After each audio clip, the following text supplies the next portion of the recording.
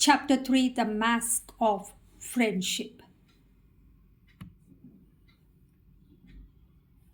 Among her neighbors was Shibu, her immediate one, a man in his 30s with easy smiles and eager helpfulness. He fetched buckets when the pump broke, let her hammer when a shelf came loose, lingered at her gate with a small talk about weather, festivals, school administration, waiting for an opportunity.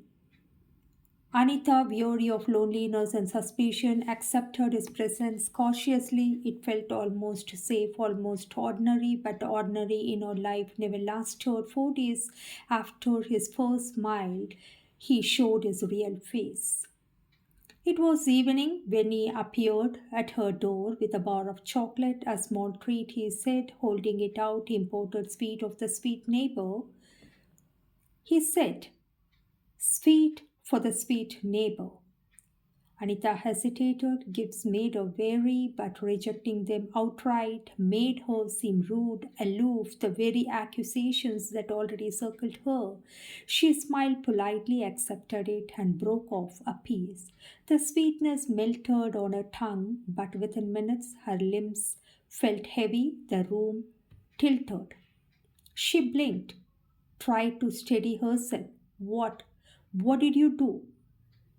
He smiled, and the smile was gone. His eyes were hungry, his hands already reaching. Shh, relax. You will like this. Her body betrayed her, muscles slack, voice muffled. She lay powerless as his weight crushed her again and again. The red light of his phone camera blinked steadily, recording her shape. 2 hours blurred into a nightmare of 4 assaults. By the time her mind swam back to the surface, she was crumbled on the bed, sari twisted, dignity shredded. He leaned over, his breath swore. Do as I say, or the whole city will see your job, your son, your reputation, they will all burn. Anita's chest heaved with silent sobs. She wanted to scream, to claw at his face, but terror choked her throat. The next morning, trembling, she dragged herself to the nearby police station. Her voice shook as she spoke, but the officer leaned back unimpressed. Neighbor issued domestic dispute. These things are complicated. He wrote mechanically, yawning, stamping papers as though her ordeal were nothing but a routine form. The FIR was filed, but Anita knew already her battle had only just begun. Chapter 4, The Court of Cruelty. The courthouse was a labyrinth of peeling paint, echoing footsteps, and files stacked like tombstones. Anita stood outside courtroom 7, her palms sweating despite the chill of the ceiling fan. Rogel was beside her, taller now, his eyes burning with a mixture of fear and defiance. When her name was called, she stepped in, and the culprit, the predator, was already there, sitting casually, legs crossed, as if this were nothing more than a formality. His lawyer, sleek and smirking, glanced at Anita with the confidence of a man who knew the game was rigged in his favor. Madam, the lawyer began, adjusting his glasses theoretically. Let us be very clear. You say this man entered your house. Did you invite him in? Anita's voice trembled but held. He was my neighbor. I trusted him. This is not a crime. The lawyer pounced. Trusted him so much you accepted food from him, chocolates. You are an educated woman, are you not? You must know better. A ripple of laughter from the benches. The judge silenced it with a tap on his pen but offered to rebuke to the lawyer. Answer yes or no, the judge said, his voice impatient. Did you eat what he gave? Yes, but no buts. Answer only what is asked.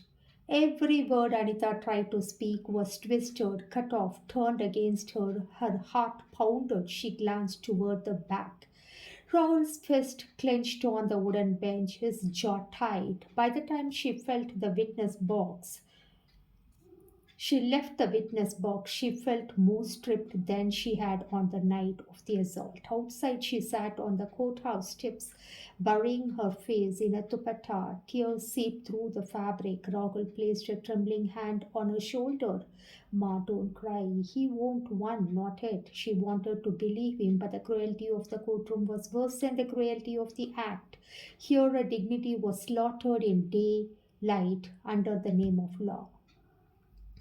Chapter 5, 8 Years of Waiting.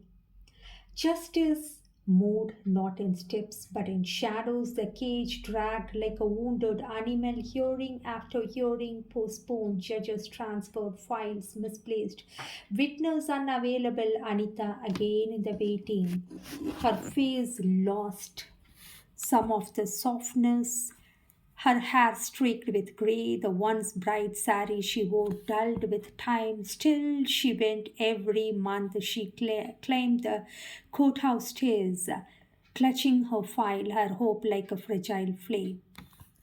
Rogel grew taller, his shoulders broad, his voice deeper. He accompanied her, his eyes sharper than hers, carrying both rage and pity. Why do you keep going, Ma? He asked one day as they sat in the echoing corridor. She looked at him, weary yet stubborn, because truth does not expire, Beta.